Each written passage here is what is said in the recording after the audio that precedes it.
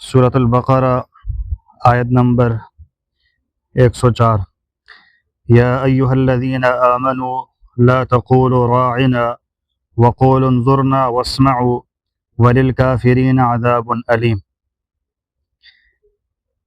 ایمان والو، رسول اللہ صلی اللہ علیہ وسلم سے مخاطب ہو کر راعنا نہ کہا کرو اور انظرنا کہہ دیا کرو اور سنا کرو، اور کافروں کے لیے دردناک عذاب ہے۔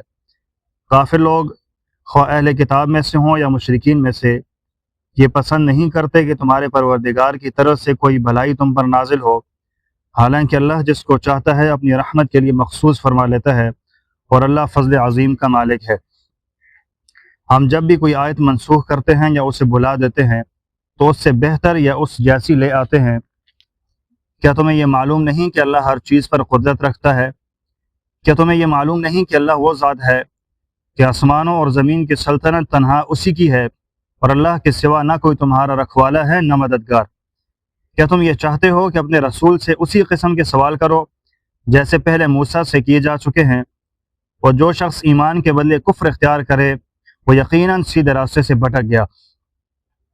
مسلمانوں، بہت سے اہل کتاب اپنے دلوں کے حسد کی بنا پر یہ چاہتے ہیں کہ تمہارے ایمان لانے کے بعد تمہیں پلٹا کر پھر کافر بنا دیں، باوجود ہے کہ حق ان پر واضح ہو چکا ہے۔ چنانچہ تم معاف کرو اور درگزر سے کام لو یہاں تک کہ اللہ خود اپنا فیصلہ بھیج دے، بے شک اللہ ہر چیز پر قادر ہے۔ اور نماز قائم کرو اور زکوٰۃ ادا کرو، اور یاد رکھو کہ جو بھلائی کا عمل بھی تم خود اپنے فائدے کے لیے آگے بھیج دو گے تو اس کو اللہ کے پاس پاؤ گے، بے شک جو عمل بھی تم کرتے ہو اللہ اسے دیکھ رہا ہے۔ اور یہ یعنی یہودی اور عیسائی کہتے ہیں کہ جنت میں سوائے یہودیوں یا عیسائیوں کے کوئی بھی ہرگز داخل نہیں ہوگا، یہ محض ان کی آرزویں ہیں۔ آپ ان سے کہیے کہ اگر تم اپنے اس دعوے میں سچے ہو تو اپنی کوئی دلیل لے کر آؤ۔ کیوں نہیں؟ قاعدہ یہ ہے کہ جو شخص بھی اپنا رخ اللہ کے آگے جھکا دے اور وہ نیک عمل کرنے والا ہو، اسے اپنا اجر اپنے پروردگار کے پاس ملے گا، اور ایسے لوگوں کو نہ کوئی خوف ہوگا اور نہ وہ غمگین ہوں گے۔ یا ایھا الذین آمنوا لا تقولوا راعنا۔ مدینہ میں رہنے والے بعض یہودیوں کی ایک شرارت کا تذکرہ یہاں پر ہو رہا ہے کہ جب وہ حضور علیہ الصلاۃ والسلام سے ملا کرتے تھے تو آپ سے کہتے تھے راعنا۔ عربی میں اس کا معنی ہے ہماری رعایت فرمائیے۔ عربی کے اندر راعنا لفظ ہے، وہ بولا کرتے تھے حضور علیہ الصلاۃ والسلام کو متوجہ کرنے کے لیے۔ اس کا معنی یہ تھا کہ ہماری رعایت فرمائیے، کہ حضور مجلس میں ہیں، کسی اور کے ساتھ لگے ہوئے ہیں، میں اپنی طرف متوجہ کرنا چاہتا ہوں، یا حضور علیہ الصلاۃ والسلام سے میرا کوئی کام ہے، میں ان کو اپنی طرف متوجہ کرنے کے لیے لفظ استعمال صحابہ کرام کیا کرتے تھے کہ راعنا، کہ ہماری رعایت فرمائیے، ہماری طرف توجہ دیجیے، میں آپ سے کچھ بات کرنا چاہتا ہوں۔ یہ صحابہ کرام کا طرز عمل تھا۔ اس اعتبار سے اگر دیکھا جائے تو یہ لفظ ٹھیک ہے، معنی بھی اس کا ٹھیک ہے، اس میں کوئی کسی قسم کی قباحت نہیں ہے۔ لیکن عبرانی زبان کے اندر جو یہودیوں کی زبان تھی، اس میں اس جیسا ایک اور لفظ تھا جو اسی لفظ سے ملتا جلتا تھا، اور وہ لفظ تھا بددعا کے لیے استعمال ہوا کرتا تھا، اور کسی کو گالی دینی ہو تو اس لفظ کا بعض دفعہ وہ استعمال کیا کرتے تھے۔ اور دوسرا یہ کہ راعنا کے اندر عین کے بعد یا کا اضافہ کر دیا جاتا تھا۔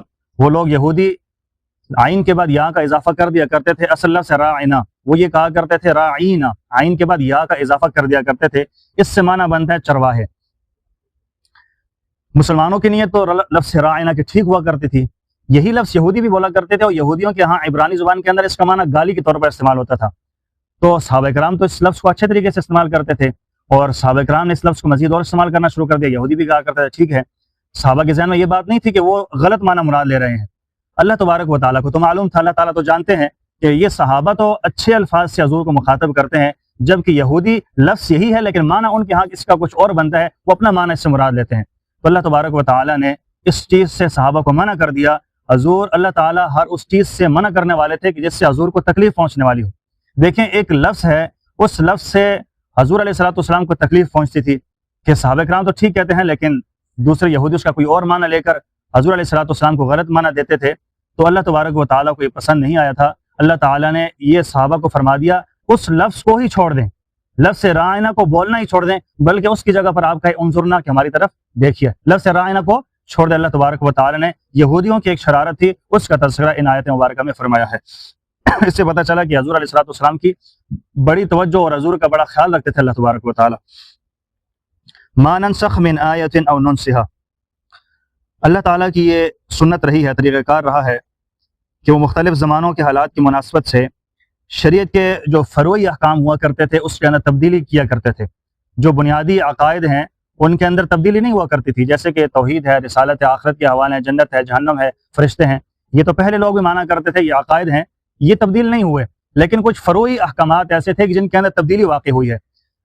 حضرت موسیٰ علیہ السلام کے زمانے میں احکامات تھے، اس کے بعد حضرت عیسیٰ علیہ السلام آئے، کچھ تبدیلیاں ہو گئی تھی۔ موسیٰ علیہ السلام کے زمانے کے کچھ اور احکام تھے، عیسیٰ علیہ السلام کے زمانے کے احکام کچھ تبدیل ہو گئے۔ حضور علیہ الصلوۃ والسلام آئے، ہمارے پیغمبر آئے، تو جو عیسیٰ علیہ الصلوۃ والسلام کے زمانے کے اندر کچھ فروعی احکامات تھے ان کے اندر بھی تبدیلیاں واقع ہو گئی تھی۔ یہ بات یاد رکھیں کہ بنیادی عقائد کے اندر تبدیلی نہیں ہوئی ہے، میں نے پہلے کہا توحید ہے، رسالت ہے، اس کے علاوہ جنت جہنم، جو بنیادی عقائد ہیں ان کے اندر تبدیلی نہیں ہوئی، بلکہ کچھ فروعی احکامات تھے ان کے اندر تبدیلیاں واقع ہوئی تھیں۔ اللہ تبارک و تعالی نے اس کا تذکرہ یہاں پر فرمایا کہ ہم کسی بھی آیت کو اگر منسوخ کر دیتے ہیں، پہلے کوئی اور حکم تھا، پہلے شریعت میں حضرت عیسیٰ علیہ السلام کے زمانے میں، اب حکم کوئی اور آ گیا ہے، تبدیلی اس کے اندر واقع ہوئی ہے، تو ضرور اس کے اندر کوئی نہ کوئی حکمت موجود ہے۔ اللہ تبارک و تعالی ایک وقت میں ایک حکم دیا کرتے تھے، وہ کچھ عرصہ رہتا، پھر اس کے بعد دوسرا حکم آ جایا کرتا تھا۔ تو مشرکین نے یہ اعتراض کیا کہ اللہ تعالیٰ ایک ہی دفعہ میں کوئی ایسا حکم کیوں نہیں اتارتا کہ جو پوری زندگی کے لیے مقرر ہو جائے، پوری زندگی کے لیے وہی قائم رہے۔ پہلے حکم کچھ اور ہے، کچھ عرصہ گزرا اس کو تبدیل کر دیا، دوسرا لے کر آگے، پھر عرصہ گزرا کوئی اور حکم لے کر آگے۔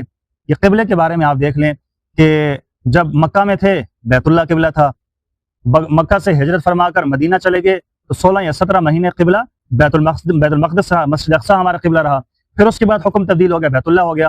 تو لوگوں نے یہ اعتراض کیا کہ ایک ہی حکم کیوں نہیں آتا جو شروع سے لے کے آخر تک ہو۔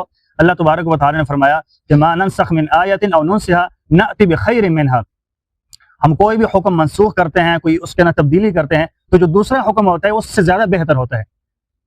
اللہ تبارک و تعالی اس سے زیادہ بہتر حکم لانے والے ہیں۔ اس کی مثال یوں دیا کرتے ہیں کہ جب ایک بندہ مریض ہو، بیمار ہو، جب ڈاکٹر کے پاس جاتا ہے، وہ اس کی بیماری کو دیکھتے ہوئے ایک دوائی تجویز کرتا ہے کہ آپ نے یہ دوائی لینی ہے۔ کچھ عرصہ گزرتا ہے، اس کی بیماری کے اندر کچھ بہتری آتی ہے تو ڈاکٹر دوائی کو تبدیل کر لیتا ہے۔ تو بندے کو یہاں بھی اعتراض کرنا چاہیے کہ ڈاکٹر ایک ہی دوائی کیوں نہیں دیتا کہ جو مستقل ہو، جو شروع سے لے کر آخر تک میرے ساتھ ایک ہی دوائی چلے۔